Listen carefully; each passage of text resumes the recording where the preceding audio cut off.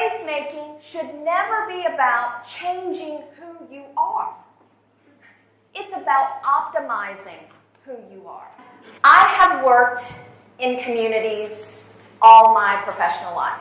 I have been a funder of places. I have been a nonprofit executive director. I have researched places. I have been a community practitioner. I have been a marriage and family counselor. I have worked in macro practice, as is my discipline, all of my life. And I can tell you that I have never seen a model with more promise to change and transform than placemaking. The power of place is something that we can no longer ignore. Cities are being judged by a completely different metric than before. Our relationship with a place comes in and affects every single aspect of our lives. Our whole lives are a search for belonging.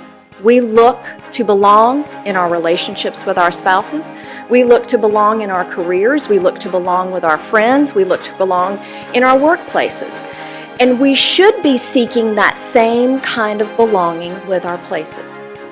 Cities that have higher levels of measured place quality that people love do better economically. You don't need a huge initiative to make a huge difference in your place. Often, the ideas that come from residents, the small, simple, cheap ideas, can make a huge difference in how people feel about their place. Placemaking, when we do it correctly, should be about first identifying and honoring the assets of the places that we have. Part of this tour of the neighborhood is a workshop at My Village Restaurant. Catherine is an expert in placemaking. Because all of these things contribute to the pride that a resident has when they look around and can feel proud of their space. When you feel a vested interest in your community's future, you behave differently when you're in it. We talk about the importance of person and environment fit. The importance of people feeling a connection to their environment as fundamental to humans. The more people love where they live, the higher the local economic growth of that place. So we went from something really squishy, love of place, to something pretty hard, economic outcomes. Do you have the recipe in place for a great place?